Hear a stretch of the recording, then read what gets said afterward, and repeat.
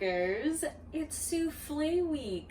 Welcome and happy Father's Day, by the way. I'm not sure everyone knew I wasn't going to be live, but because of that, just because of the holiday, I haven't really updated throughout this week. It's been wonderfully busy because of Father's Day, but not live, so I figured souffle time. And the only reason I'm not live is one, holidays are busier on my end and I don't want this to end up on the back burner, and then two, you guys are celebrating. So Sunday holidays I typically probably won't be live, but that doesn't mean we can't bake together, especially if maybe you're planning on making some chocolate souffle for your dad for Father's Day. Do it. He'll love it. Trust me, he'll love it. Maybe souffle is daunting to you. It's not as difficult as it sounds. Trust me. There is one thing you really do need, and they are ramekins. These are brand new. My mom bought these for us for this demo. I called her and I said, hey, because this recipe, my grandmother used it, so this just feels like a family heirloom to me. So I said, Mom, can I borrow your individual ramekins for souffle? And she said, pick some out. I want to treat you to ramekins. My husband and I do love to entertain. He makes the drinks, I make the food. It's really good fun. And so we have new friends out there. When you next come over, after all of this is maybe next year, we'll have souffle. 2-course souffle, cheese souffle, and then a chocolate souffle. We are just making chocolate souffle. Anyways, you do need a ramekin. Maybe it would work with an oven-safe container that's glass or ceramic that has vertical sides, 90 degrees, perpendicular to the countertop. That'll probably work. You need something that this souffle can crawl up, though. We're going to grease these. I recommend butter, and then we're going to line them in sugar. And so that's our first step today. Let's get to it. Now the sugar. I recommend just pouring maybe 2 tablespoons in, and then you want to coat every inch of it. And then you can just dump that sugar into the next one and add more.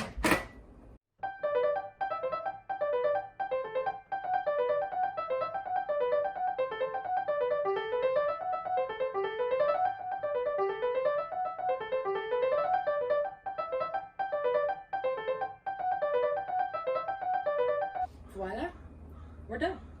Our greased cups are ready. Now the other items you're going to need today are a saucepan. Make sure it's at least a little bit deep. We're going to be working with it a bit, and then you will need a hand mixer or a stand mixer to whip egg whites, or your gorgeous arms that we've been building up over the past 13 weeks. This is lucky 13, week lucky 13. Next, combine your sugar and flour in a saucepan. Make sure it's a deep one. And then slowly drizzle in the milk, whisking, making sure it's smooth. And set this mixture over medium-low to medium heat.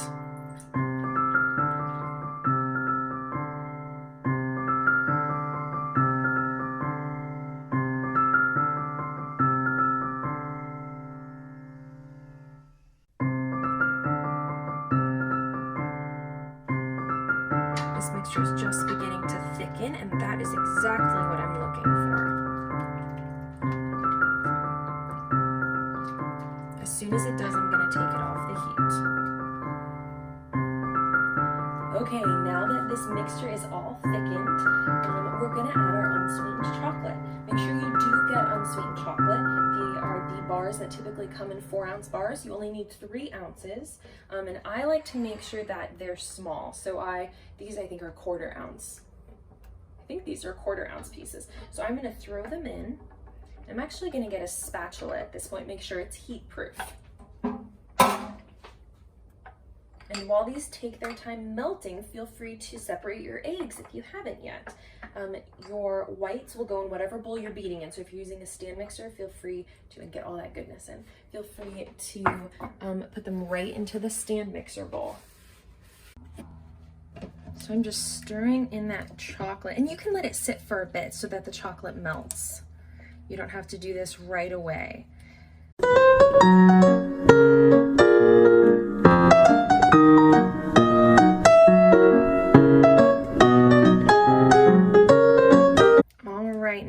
chocolate has melted nicely, it's time to add in all 5 egg yolks at once.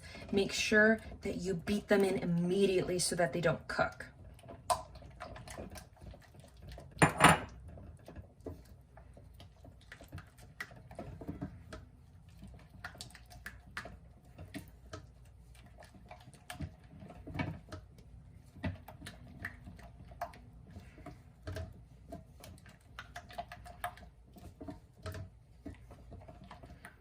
Perfect. Now this gorgeous mixture just has to cool.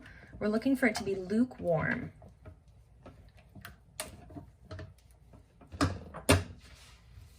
All right, the chocolate just sits until it's lukewarm, and it's time to beat up our egg whites. In here I've got the egg whites, the salt, and the vanilla extract. We're making a French meringue, and this meringue we're going to very gently fold the chocolate into it, and then we're going to bake our souffles. First things first, preheat your oven to 375 degrees. Now let's get started.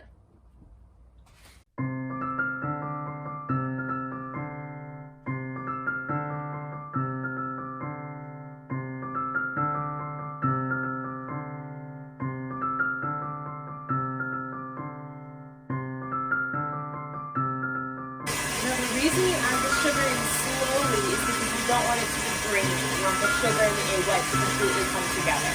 So that's what we're looking for. We're looking for stiff and glossy.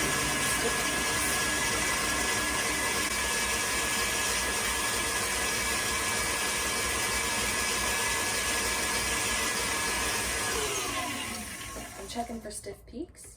Let's see. Oh, so glossy. Oh. I mean, is there anything better? Oh my gosh, I cannot wait to. So, okay, that's a little wobbly for me. I'm gonna throw it back in. It's really, really close though. That one's a little bit soft. You do want stiff peaks.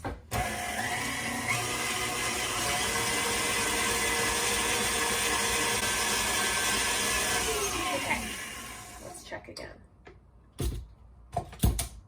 I mean,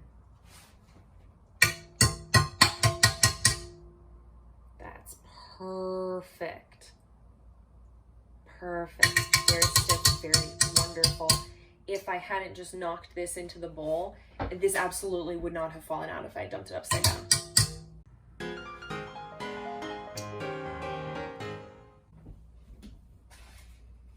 It is meringue. It's quite edible. Okay. And this part is a big deal. We have together learned the art of folding, and I don't remember for what. I really should. But this absolutely has to be folded in. This chocolate into, we just spent all this time whipping up these gorgeous egg whites, vanilla, salt, sugar, and our chocolate is lukewarm, which is perfect. And now we need to not ruin all the hard work we've had so far. So, very carefully, we're going to fold the chocolate in. I'm going to put some in, get it going. Gosh, you could hear, I doubt it picked it up, but you could hear my egg white deflate a little bit just because of pressure. So folding is a process of digging through the center sideways with your spatula, rolling under towards you to the side of the bowl, and then you fold it over as you turn the bowl. It might require some practice. It is a really essential baking technique though. So if you can get folding down, you can make a lot of stuff that involves whipping. I think even our gooey brownies we might have folded in, and that's just because we beat so much air into our whole eggs. Lots of egg yolks in that one. So it's really good for you to know this technique. And you might have some egg whites that aren't fully folded in, and I'm gonna tell you not to fold them in. You might end up with a little puff in your souffle, but it's, I think, worse if your souffle doesn't even rise. And so the egg whites are the only thing providing rise in this. And this chocolate mixture is oh so heavy. So get every last morsel and then continue folding. It smells so good.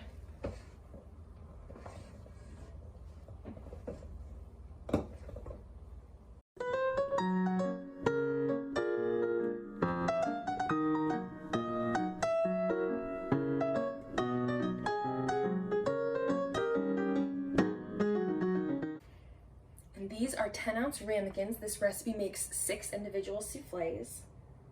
So just fill them evenly.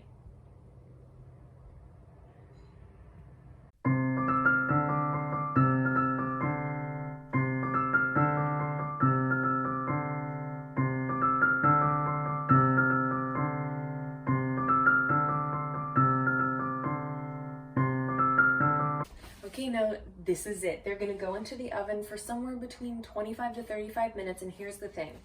Don't open the door, don't check how they're doing, don't flip the tray around halfway. These are truly as delicate as everyone says. Their reputation absolutely precedes them. And my oven light doesn't even work. A lot of this will be based on smell. What you're gonna look for is it's gonna start to darken quite a bit around the edges of the top. So it should rise up, and some of them fall over or tilt a little bit. That's okay, that's cute. Everyone is different. You don't want it to be black around that top edge though, outside of the bowl. So you're looking for that to get a little bit dark, a little bit golden, and then it should be set. So the top will sort of, it's not even really crust, or sort of cake over, and that'll get shiny and it'll be hard. And if it's wobbling a ton, if it's wobbling like liquid, it's not done yet. So you're looking for it'll be a wobble, but it'll be a set wobble. Or maybe just practice will make perfect on this guy. And this is 375 degrees. I wish I could show you guys. I'm gonna set mine for 20 minutes and see if I can see through the window. I doubt I'll be able to. This is seriously a lot on smell. At my parents' house, they have ovens without windows at all, and so it's always just this huge, huge gamble of like, are they done? They smell like they're done, but if they're not, they might fall. I have successfully, very carefully peeked into the oven, and they were almost burning, so I'm glad I did that. So if you're concerned you smell something burning, just give it a peek. Better they fall than burn, I think, because they're gonna taste good. What you should know is right when they come out of the oven, they're going to fall. So this is a serve immediately type of recipe. You can save them, but they're completely different the next day when they come out of the refrigerator. So this is a bake immediately. This is a bake immediately, eat immediately. What I do want you to know is I'm going to spend its bake time making up some whipped cream, because that is perfect. We're gonna pull them out. We're gonna sort of make one of them fall and dollop some whipped cream, and it's the perfect dessert. So I'll see you in 20 minutes, I guess.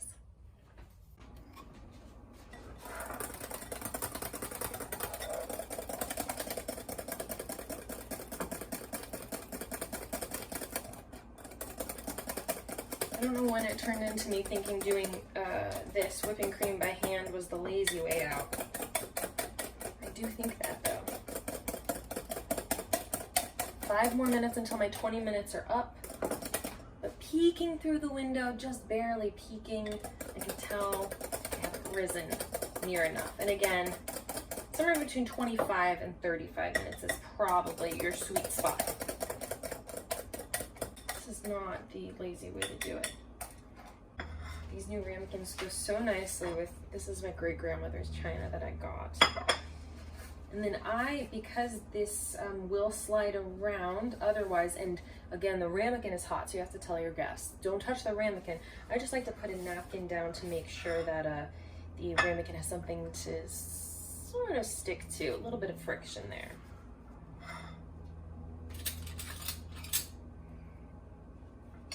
And now we wait more.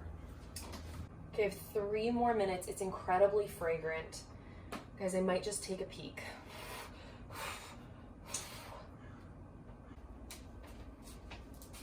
I can see it rising. It should come above the edge of your ramekin. Mine has, I am gonna follow the rule. I'm gonna give it maybe 7 more minutes. It smells like it's cooking. It doesn't smell like it's near burning or anything like that. I'm not getting a super strong smell of chocolate. I had 30 seconds left, and so I'm just gonna set it for 7 more minutes and then just sit in front of the oven like a crazy person. I don't think you could see my great grandmother's china, so I really wanted to show you. Look at this, I'm all set up. Souffle for one. 6 souffle for one. I'm not pretending like I have a party tonight where these 6 are being eaten by different people. There is no party. I'm just making souffle. But I want souffle to be one of those things that you're comfortable just making for dessert one night. It's true in my family, and again, this is a recipe I've grown up with since I was little. We don't do souffle on birthdays. We have a very specific birthday cake we always have, which is the Betty Crocker, oh, it's gonna kill me, I'm gonna get it wrong, butter cake mix with the chocolate fudge frosting, not whipped. It's true, there's a difference, but I'm not allowed to make boxed cake mixes anymore because I actually screw them up every time. And I don't know why. Anyways, this souffle, sometimes we would, I always pair it with a prime rib dinner, prime rib, creamed corn, creamed spinach, Yorkshire pudding. I feel like I'm missing something essential in that dinner. Anyways, potatoes. I usually, in my mind, pair chocolate souffle with that dinner. Maybe that's because for a few Christmases, that's what we had for dinner, and then we would have souffle for dessert. I have made this, I guess I typically make this for Christmas. I have made this in Tahoe, and it is a little bit tricky with the elevation. I don't remember the rules with elevation. I think you add egg when it comes to elevation. Don't quote me on that, look it up before you do it. I should look it up right now. Well, I looked it up. I can pretend like I got any of it right, but I really didn't. You increase baking temperature, decrease baking time, increase your liquid and your flour, which makes sense. You decrease your sugar, and I'm not actually sure about that. And you do want to decrease your leavening agents. In the increase of liquid, you can increase your eggs, if that's part of the recipe. So I must be thinking of elevation changes on boxed mixes, which again, I can't make anymore, and I don't know why. It's devastating. And it's not just oh, I'm unable to form it. It's one time, was it 3 ingredients? One time I forgot to put the eggs in one of my dad's birthday cakes. That was the last straw for my family. I'm not breaking yet. Looking at it, smelling it, it's not quite risen as much as I'd like it to. Mind you, again, I haven't used these ramekins before, but I think it'll get a little bit more of a rise. So far, they've cooked for 25 minutes, again, 25 to 35, so I'm on the low end. I'm gonna set it for another 5, and really at this point, I'm just setting timers to remind myself that they're there, as if I could possibly forget. I'm setting timers to see how slow time is moving. That's why I'm setting timers. And by all means, do some dishes while we wait. That's what I'm gonna start doing.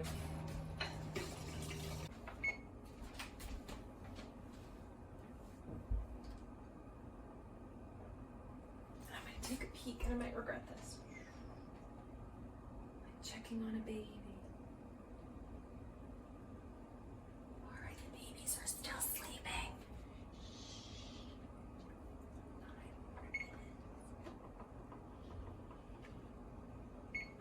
They didn't know I was there. And that's the minute when the baby wakes up. You're like, darn it! I have no children, in case that wasn't clear. Oh my gosh, I'd totally be one to wake up my baby. But not to check on them while they're sleeping, but just to go look at them for a while. Just, this is gonna be such a quick process at the end. I'm gonna pull them out, put one on a plate, get right up in your face. I'm gonna break it. I'm gonna load it up with some whipped cream I have ready, and then I'm gonna eat it. And that's actually how it should go, because they'll all start to fall. Some might start to fall right when you're taking them out of the oven. And that's, that part's the glorious moment. Here we go.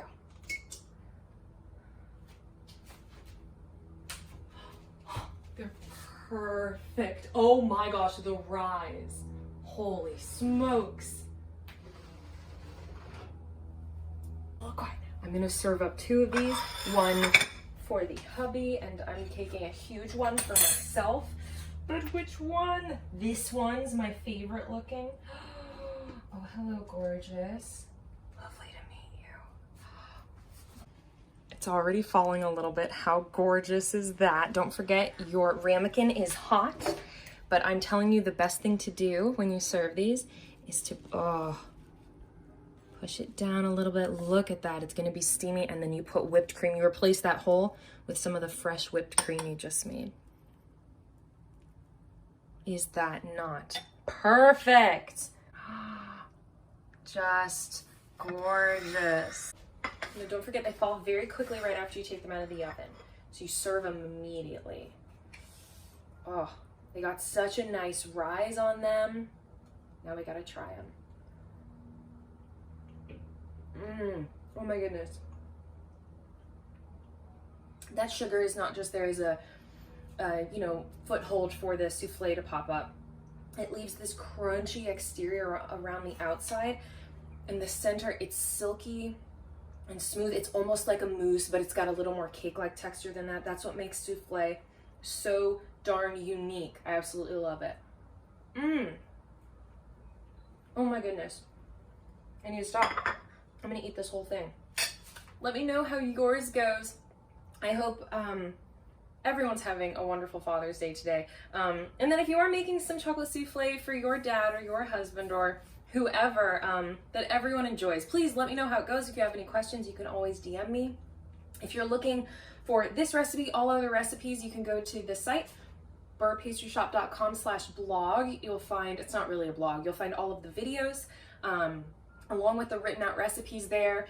And there are some time markers. So for instance, today's recipe, I'll probably link to what my stiff peaks look like for the egg whites. So thank you for joining me. This has been super fun. And if you're wondering what other products that we have at Beurre Pastry Shop, head to the site, www.beurrepastryshop.com. I've got an announcement next week that I'm really excited about. So look out for that. If you're not an email subscriber, go to beurrepastryshop.com/contact, sign up for the subscription list. I'm really excited about it. It's in honor of 4th of July Independence Day, and it's gonna be a lot of fun, and there's a story behind it, a meaningful story. So thank you again. Enjoy. I'm gonna go eat this right now.